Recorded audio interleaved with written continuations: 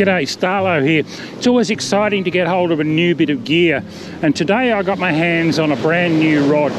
It's one of the Shimano Speedmaster series, and it's 10 foot long. It's called their Surf Spin Light.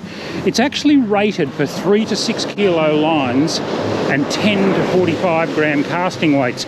I don't have any argument with their casting weight designation, but I do think that their line rating is probably a little bit on the light side. This feels more to me like a 4 to 8 kilo rod. It's got a fair bit of poke, because I really like the feel of it. I love this minimalist design here in the butt.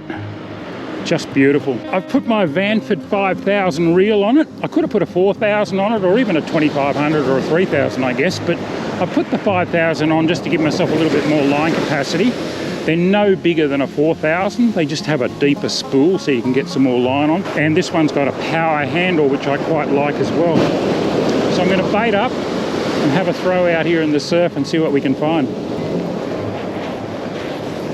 I'm just using pilchards for bait, frozen pilchards that I've thawed out and actually thrown a little bit of salt on just to help toughen them up a tiny bit. I've got a 2-hook rig here. I've actually got 2 hooks snelled on my leader, running sinker rig, swivel up here, a couple of sinkers, not particularly heavy, just running on a 16-pound leader, and I'm just going to put these hooks in.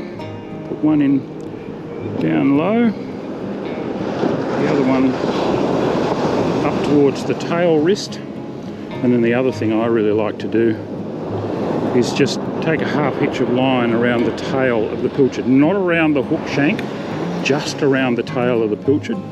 Really helps to hold it in place. That's about a half a pilchard there that I'm using. That'll appeal to a whole lot of things, anything from brim and flathead and trevally through to the salmon and tailor, and who knows, might get lucky and catch a dewie. Alright, let's belt it out there, find out if there are any fish here. Now, I'm not going to put my back into it too much. I'm just going to roll my arms over and get that bait out there. It doesn't have to go over the horizon. Chances are the fish won't be too far out. The sun's sinking, the tide's rising. They should be coming in fairly close this time of the day. The big issue a lot of people seem to have in the surf is detecting the bites. They get distracted by the pull of the waves and the surf breaking on the line, and have a lot of trouble telling the difference between that and an actual bite. Using braided line really helps, I find. It transmits the bite so much better than mono, and it also cuts through the waves and the water better. When you get a proper bite, I don't think you'll mistake it. It's usually quite sharp and staccato, although sometimes Australian salmon in particular will muck around with the bait. They'll sort of push it around a little bit first, mumble it, and then they'll pick it up and move off with it. So you've got to be a little bit flexible. Just depends on what's going to bite. I could get a brim, I could get a flathead, I could get a trevally. I think my biggest chances are probably a salmon or a tailor with the half a pilchard, but you just never know what you're going to catch. Plenty of whiting on this beach in the summer, but I think the water's probably getting a little bit cool now. It's just a beautiful afternoon to be down on the beach throwing a line anyway. The nice thing is my bait's not dragging up or down the beach. Sometimes you get quite strong longshore drift here, and you have to walk along and keep up with your bait as it drifts along, but there's no movement this afternoon, which might not be such a good thing because it's not taking the scent of my bait away and perhaps attracting fish in from further away. So I've probably got to wait for one to actually swim past and find it. Beaches are funny. They're a little bit like marine deserts. The life's fairly spread out, but also you find little oases, little places where the life will gather. Things like holes and gutters and the edges of sandbanks. But again, everyone gets fixated on the beach about finding deep holes and deep gutters and casting into those. Sure, they'll hold fish, and they're really good fish highways too, but honestly, a lot of times the fish will feed in much shallower water. A lot of the food that they're chasing, the pippies and the beach worms and the little bait fish, will actually be up on the shallower banks, and that's where the predatory fish will go to feed a lot of the time. So don't get locked into that whole thing of having to find a deep hole all the time.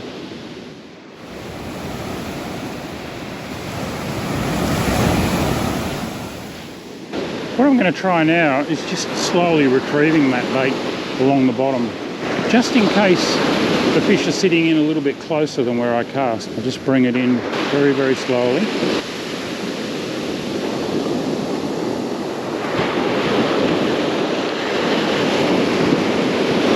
I've probably brought the bait in more than halfway now, so it's not very far out there at all.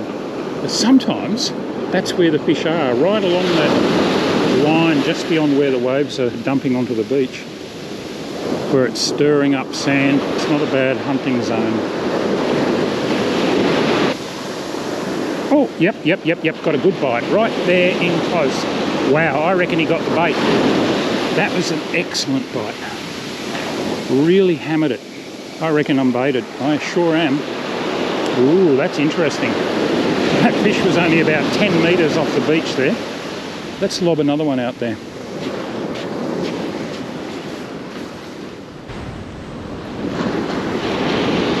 Alright, so that bite that I got was really close in, so I'm just going to make a short cast. Wow, that is a short cast. Let's see if they're right there. Oh, there we go. Got him. Wow. He just steamed off with that. It's not a real big fish.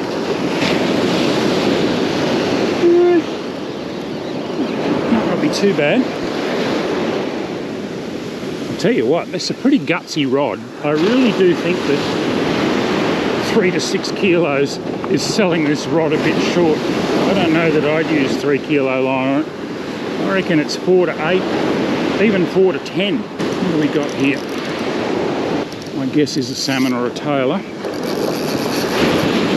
for that wave.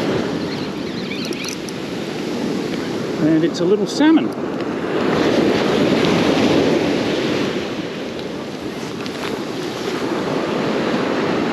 Little Australian salmon. He's absolutely... Oh no, he hasn't swallowed it. I can see one. But he is bleeding a bit. So I'm going to keep that fella. I don't mind eating him at that size. I'll kill and bleed this one right away and put it in my bucket before baiting up and getting back into it.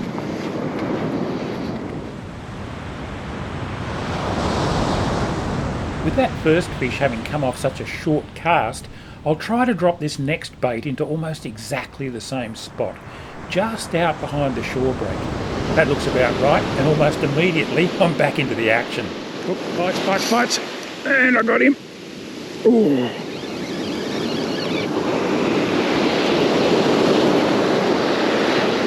They're definitely coming on the bite as the sun sinks. This rod's really got some poke. I'd reckon it'd be good for taking on some much bigger adversaries than I'm catching this afternoon. And there's another little salmon. As I said, I really like eating them at this size. They seem to have a lot less bloodline as a percentage of their body weight at these smaller sizes than the big ones. And it's much easier to remove the bloodline.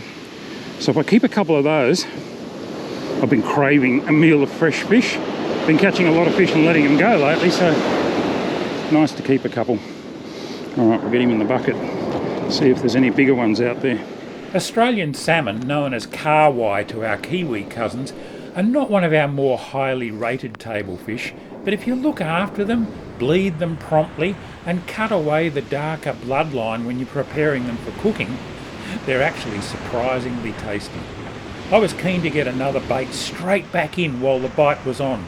Strike while the iron's hot, I reckon. Always remember the wise words of a trout guide by the name of Peter Hayes down in Tasmania many years ago, who said to me, the best time to catch a fish is within 5 minutes of catching a fish. And he's exactly right. Oh, here we go. Oh, shouldn't have struck then. That was a little bit tentative. Let's see if we've still got some bait. Yep, just back into it. Got him. Waited until he pulled on it a bit harder. A lot of people have a tendency to strike at the very first bite. You want to wait until it's actually a fairly solid bite. This feels slightly different. Oh yes, it's a tailor. There we go. I was hoping we might get a couple of tailor. Look at that. Look, tailor are not my favourite eating fish by a long shot, but fresh, if you look after them, if you bleed them as soon as you get them, and you eat them within a day or so of catching them, they're actually very tasty. Guess what? I got my bait back. He spat it out. He was hooked on that front hook as well. He managed to get rid of that. This is turning into a nice little session. Nothing big so far, but you never know. Haven't got a lot of time. Get it back in there.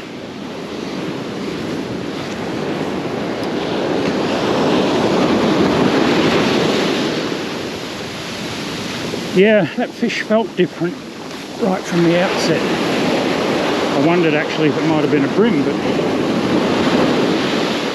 it was a tailor. That was another short cast, because I suspect these fish are right in here, just behind the shore break. That's where they love to hunt at this time of the day. And you'll see people down here with great big sinkers throwing way out the back and catching nothing, or getting a stingray or something like that. But oh wow, didn't need to set the hook on that one. It just screamed off with it. What have we got?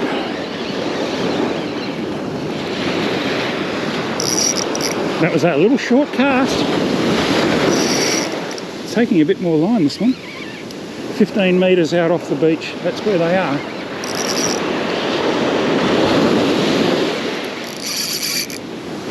Silver flashes. I'm going to say it's another tailor. Keep the rod down low, and I'm just waiting for the right wave. This one will be good. Oh yeah, I think it is. Oh, it's a nice tailor. Is it? Yeah. Wow. It's really fat. I mean, he's not a huge fish. But I'm going to get a couple of stunning fillets off that.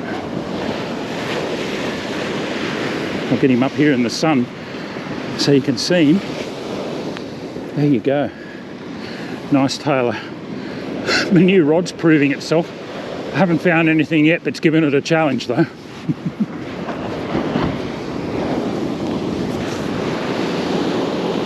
I'm going to run out of light quickly this afternoon, so I want to get a couple more.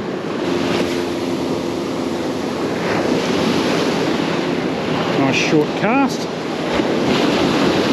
And one's got it straight away.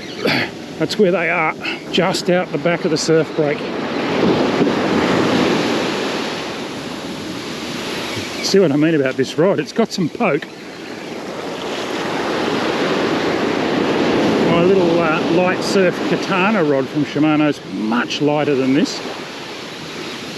I'll probably enjoy catching these smaller fish more on it, but if a big one comes along, I'll be happy for the extra pulling power provided by the Speedmaster.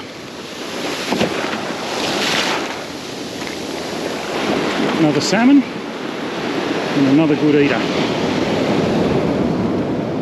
A couple of salmon and a couple of tailor. That's plenty for my immediate needs. Nice. Ooh, that's a big wave. Wow.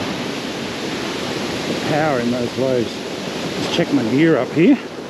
They're not quite getting up to it. Oh, got a bite there. Oh wow, this one might get up to the gear. Just be careful. Not quite.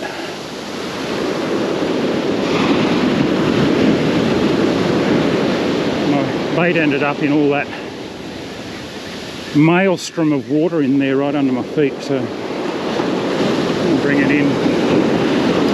See how Now these waves are coming through in definite sets. You'll get 3 or 4 big ones like that, and then it'll go calm for 10 or 15 minutes. And that's very, very common. It's the way waves work, and I get really annoyed when the media talk about people getting washed in off the rocks by freak waves. The only freak waves are tsunamis that are caused by undersea volcanic eruptions or earthquakes. There's nothing freakish about the fact that every 15 or 20 minutes you're going to get a larger set of waves come through. That's just nature. And if you sit and watch before you go rock fishing, you'll see that happen. Nothing freakish about it, but it can kill you on the rocks.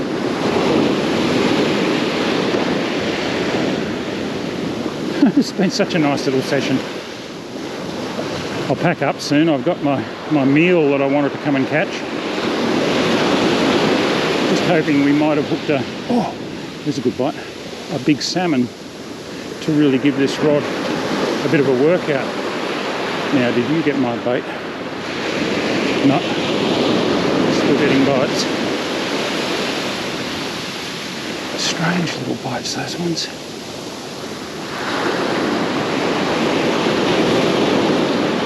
Still there. Oh. What the heck?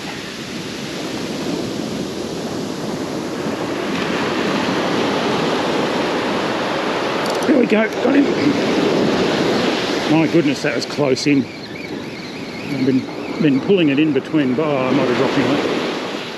Oh no, I've got something small.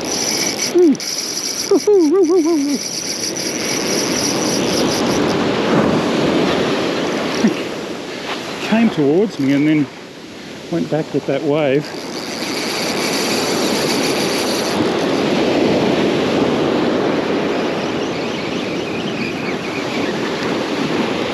And it's another little salmon. If this one's not deep hooked, I might let it go. And it's not, it's just hooked, just pinned on that back hook. Beautiful colours in the fin there. Alright, I'm going to get this one off and back into the water. Okay, there it goes. Make sure it actually gets back in the water. Off like a shot. That's been a great little session. I'm really impressed with this Speedmaster rod. I look forward to getting some bigger fish on it that'll really put a decent bend in it, but I love the way it casts, I love the way it feels, it's very sensitive, and I really love that butt setup. I think it's going to become a bit of a favourite. Looking forward to getting some big drummer on this rod off the rocks. That'll be fun. Anyway, I'm going to have one last cast, and until next time, this is Starlo wishing you tight lines.